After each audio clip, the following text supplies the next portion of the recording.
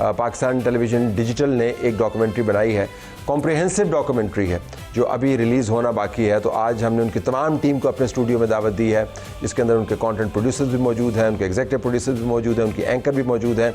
और इसमें आपको एक ख़ास फ़र्क नज़र आएगा कि जो नई जनरेशन है उसका ख्याल जंगों के बारे में, उसका ख्याल हिंदुस्तान के साथ ताल्लुकात के बारे में, उसका ख्याल पाकिस्तान के बारे में, इस जंग से पहले कुछ और था।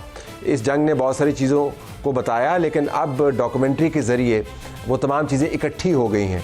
और हम चाहेंगे कि इस टीम से पूछें कि मकासद वो क्या हासिल करना चाहते हैं। पाकिस्तान का जो मार्का है का उसको तो हम मार्क कर रहे हैं, लेकिन क्या इससे आगे जाके भी मामलात हम कौम तक पहुंचाना चाहते हैं। सिर्फ कौम तक नहीं, हमने दुनिया से भी बात करनी है। इनका तारुफ करवाने से पहले हम आपको बताएं नाज़रीन, सिर्फ कैमरे के लेंस से नहीं देखना, हमने गानों और तरानों के लेंस से भी देखना। आपको याद होगा कि 1965 के हवाले से क्या तराने बने, क्या गाने बने। वो तराने और गाने आपके दिलों को गरमाते हैं और आपको बाज़ औक़ात गूज़ बम्प्स देते हैं कि जब आप सुनते हैं और उसके साथ अगर हक़ाइक़ जुड़े हुए हों तो फिर उसकी उठान और होती है। तो सिर्फ तराने नहीं हैं, जब जीत के साथ तराने जुड़ जाते हैं और गाने जुड़ जाते हैं तो उनकी एक और उठान है। लेकिन तराने जो बनाने वाले हैं या गाने बनाने वाले हैं वो भी तब्दील हो गए हैं। ये जंग टेक्नोलॉजी के बारे में थी। इस जंग में जितनी टेक्नोलॉजी जिस अहसन तरीके से इस्तेमाल हुई, अगर उसी तरीके से हम उसको गाने में भी इस्तेमाल करें तो क्या बनता है। समा टेलीविज़न ने AI के ज़रिए एक गाना / तराना बनाया, जो उनके प्रोड्यूसर हैं वो भी हमारे पास मौजूद हैं। तो हम डॉक्यूमेंट्री से बात का आगाज़ करते हैं। साकिब तनवीर जो एडिटर इन चीफ़ हैं पाकिस्तान TV डिजिटल के, उनका शुक्रिया, उन्होंने इस डॉक्यूमेंट्री को सुपरवाइज़ किया, हमारे साथ मौजूद है। उनके बराबर में फैसल शकील हैं जो एडिटर न्यूज़ हैं पाकिस्तान टेलीविज़न डिजिटल, दोनों का शुक्रिया जी।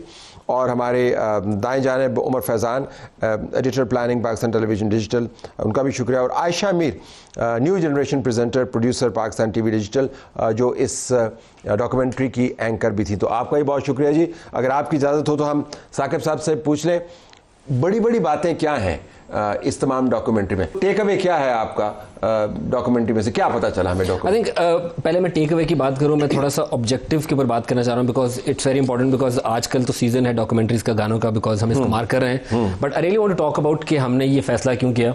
आई थिंक जब हम लोग बड़े हो रहे थे, हम लोग 1948, 1965, 1971 का जिक्र सुनते थे, कहानियाँ सुनते थे, टेक्स्ट बुक्स पढ़ते थे।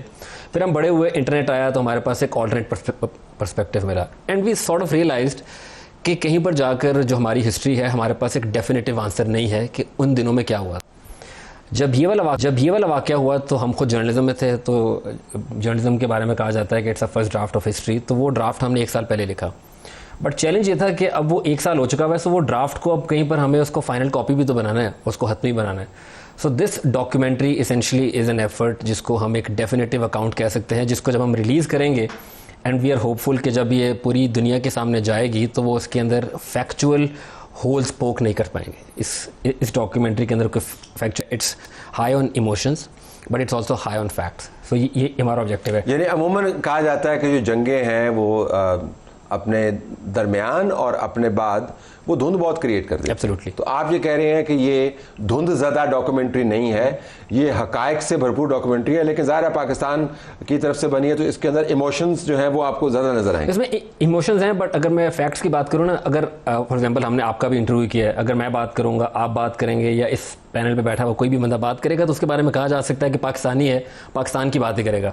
बट हमने कोशिश ये की है कि सिर्फ पाकिस्तानियों से बात नहीं की, हमने दुनिया भर के जो मेजर एक्सपर्ट्स हैं जिन्होंने इस इवेंट को कवर किया और उसको देख रहे हैं। हमने, अगर आप अमेरिका से ले लें, तो अमेरिका से हमने साबिक CIA स्टेशन चीफ जो कि पाकिस्तान में थे, साबिक एम्बेसडर जो कि पाकिस्तान में पोस्टेड थे, उनकी साबिक जो स्टेट डिपार्टमेंट के ऑफिसर हैं जो पाकिस्तान में काम कर चुके हैं, उनका इंटरव्यू किया। फिर अगर आप यूरोप में आ जाएं तो यूरोप से गेस्ट हैं। मिडिल ईस्ट की बात करें तो आपको अरब न्यूज़ के जो एडिटर इन चीफ हैं उनका इंटरव्यू किया है। तो आपने उनको ये तो नहीं कहा कि आपने क्या कहना है? नो, एब्सोल्युटली ज़ाहिर है, ये एस्टैब्लिश करना चाहता हूँ कि आप ये हमारी बात तो नहीं की, तो अपनी बात करें। एब्सोल्युटली। हमने ईरान के एक बहुत फेमस एकेडमिक हैं, उनका इंटरव्यू किया। चाइना से विक्टर गाओ हैं। फिर आप अगर कॉन्टिनेंट के उस साइड पर चले जाएंगे तो ऑस्ट्रेलिया से एक एक्सपर्ट, हमने उनका इंटरव्यू किया। तो ऑलमोस्ट हमने अमेरिका से लेके ऑस्ट्रेलिया तक जो मेजर एक्सपर्ट हमें लगता था जिससे एंडोर्समेंट हमें चाहिए थी कि पाकिस्तान और इंडिया की जंग के दौरान क्या हुआ, तो उनके इंटरव्यूज हमने किए हैं। So I presume Goswami is missing. Just as well. आपकी तरफ आयशा, नई जनरेशन, बड़ी ज़बरदस्त इंथुजियास्टिक जनरेशन है, लेकिन वो जिस दौर में आप लोग पले बड़े हैं उस दौर के अंदर पाकिस्तान के बारे में जो परसेप्शन है वो बस ऐसा ही था कि जी मुल्क पता नहीं कैसे चलता है, जंगें होंगी, न जाने क्या होगा, दहशतगर्दी होती रहती है, जंग होगी तो पता नहीं क्या हो जाएगा, कहीं हार ही ना जाएं। आपने डॉक्यूमेंट्री को एंकर किया और हमने डॉक्यूमेंट्री कुछ झलक देखी और नाज़रीन के सामने भी उसका एक छोटा सा प्रोमो रखेंगे। आपका टेक अवे क्या? ये तो हो गया ना कि इन्होंने काम कैसे किया है, तो नए जनरेशन की नुमाइंदा जर्नलिस्ट की हैसियत से आपने क्या लर्न किया? पहले तो ये जब इस डॉक्यूमेंट्री बनाने का आइडिया आया तो you know of course everybody is making everybody is doing something on Marka Haq, तो मैंने साकिब से कहा हम क्यों करें, you know everybody is going to do it and sensationalize करेंगे हम, how is it going to be different from anything that anyone else is doing? And then he said, can you actually list out what the timeline was and how exactly it all happened? And I struggled. Your cynicism is way beyond your years, but I like that. ये अच्छी बात है, ये अच्छी बात है कि you need to question. No, and that's exactly what stands out amongst our youth as well, कि आप उनको fool नहीं कर सकते. And even during the war, I know that one of the reasons why everybody took it a little lightly and you know was making memes is because हमारी youth वैसे हर चीज़ को काफ़ी objectively देखती है and it's very critical, so you can't fool them. And I think keeping that in mind, and also the fact that you know we're Pakistan TV Digital, that there will be a lot of questions raised at us and कि हम क्या नया perspective ला रहे हैं, तो I think इसलिए हमने भी जब पूरी डॉक्यूमेंट्री को अप्रोच किया, we were doing it from a very technical point of view as well, and that's what made me enjoy it more. I think हमारे दिमाग में एक वो आप परसेप्शंस की बात करते हैं, तो मैं भी एट सम पॉइंट क्वेश्चन करी थी कि वैसे कभी किसी ने कहा तो नहीं कि you know this was a war and Pakistan won and India lost. Although Donald Trump has said it quite a few times, but you still do question these narratives. But I think when you truly get down to it and you understand from experts and people who are in that field कि ये क्या technology use हुई, एक multi-domain, that's a new word that I also learned while making this documentary, was कि cyber space से लेके ground तक the amount of technologies that we've conquered, it was all very new to me, and I think for me it really then confirmed that yes, we really did win the war. So from Kausar Market you landed right in the middle of a brutal reality which is the war which we won, or it's a new understanding, remarkable perspective. Faisal, इन्होंने भी जिक्र किया कि जी हम इन्होंने कहा कि हमने डॉक्यूमेंट करना है, इन्होंने कहा कि जी there was cynicism but you know I learned new things. लोग ये कहेंगे जी कि इतनी आपने वॉर कवर की, आपने घंटों की ट्रांसमिशन की, इतने आपके सैकड़ों चैनल हैं सब बैठ के, तो डॉक्यूमेंट्री बनाने की ज़रूरत क्या थी? If you would reflect on that, क्योंकि आप कंटेंट हैंडल कर रहे थे, तो क्या थॉट प्रोसेस क्या था कि डॉक्यूमेंट्री क्यों बनानी है? One clarification on this part. Most of the documentary has been done by Saqib, Aisha and Omar. बहुत हम्बल हैं आप. I watched it. I have a certain perspective on it. मेरे ख्याल में जो डॉक्यूमेंट्री अगर आप देखते हैं और उसकी शुरुआत जब देखते हैं तो it starts with a bang.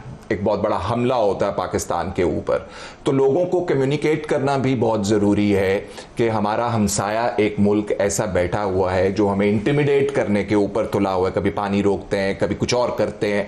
तो वो जो मूड कैप्चर करती है डॉक्यूमेंट्री उस वक्त का, वो बहुत वाइटल है. लोगों को बड़ा अहम नुकता है. If I could add to your point and then you can carry on, कि मेमोरीज आर शॉर्ट, और जंगों की मेमोरीज भी जो है ना वो आपको धमाके भी भूल जाते हैं, आपको तबाही भी भूल जाती है. So starting with a bang was a good thing, क्योंकि आपको रिमाइंड करवाए कि हुआ क्या था और उस वक्त का मूड कैप्चर करती है कि यार इंडिया ने हम पे हमला कर दिया, अब क्या होगा.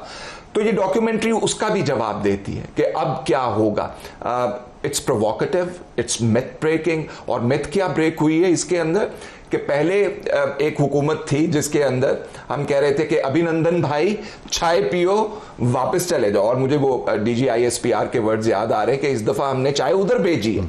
तो जो मिथ ब्रेक की कि एक बहुत बड़ा पहलवान है हमारे हमसाया में, और वो जब चाहेगा हम पर हमला कर देगा और हम जो है सर तस्लीम खम कर देंगे, नहीं हुआ इसके अंदर। अगर आप डॉक्यूमेंट्री देखें तो वो आपको बताती है कि पाकिस्तान ने कैसे रिस्पॉन्ड किया, जिसके अंदर रिस्ट्रेंट भी शामिल थी और उसके अंदर वो जवाब भी शामिल था, जिससे मिथ ब्रेक हुई कि आप इतने बड़े पहलवान नहीं, हमें इंटिमिडेट नहीं कर सकते। हकायक को दोहराना बड़ा ज़रूरी है, बिलखुसूस वो हकायक जो अमूमन सरफ नज़र हो जाते हैं और फिर आप समझते हैं कि शायद ऐसा हुआ हो, एक आम सा ख्याल बाकी रह जाता है। तो डॉक्यूमेंट्रीज़ आपको याद दहानी करवाती हैं कि उस वक्त हुआ क्या।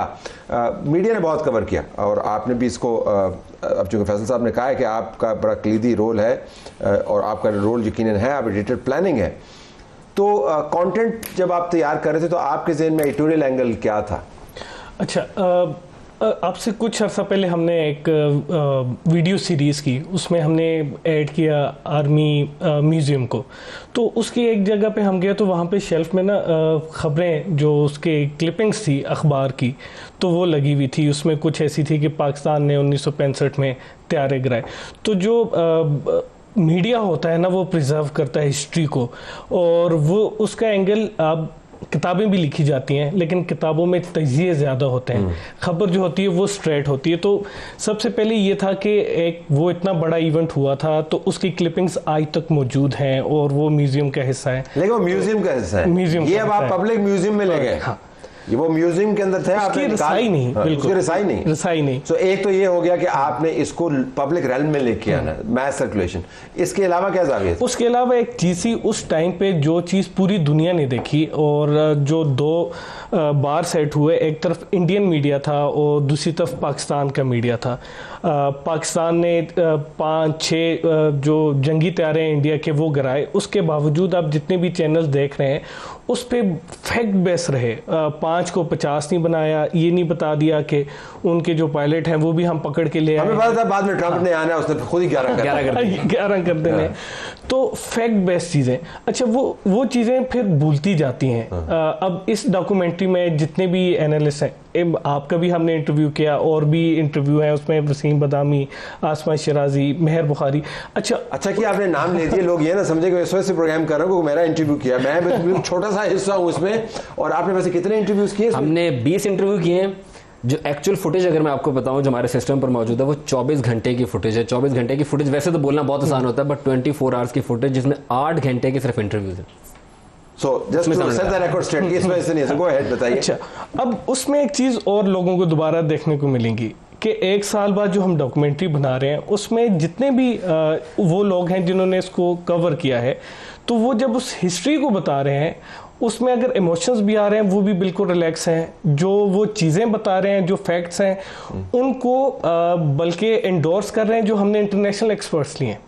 सो फैक्ट के ऊपर दोबारा वो रिपीट किया, और लोगों को ये देखने को मिलेगा कि अगर आप अपनी किसी जीत को भी सेलिब्रेट कर रहे हैं तो उसमें भी आप रिलैक्स रहते हुए, बगैर चीखे, अपने इमोशंस को चीखे बगैर, तो आप उसको बड़े अच्छे तरीके से। ज़बरदस्त आपने बात किया। ये जो तवाज़न है ये बड़ा ज़रूरी है, क्योंकि जो गैर मुतवाज़न दिमाग हैं वो ऐसी हमाकतें करती हैं जैसे हिंदुस्तान ने किए।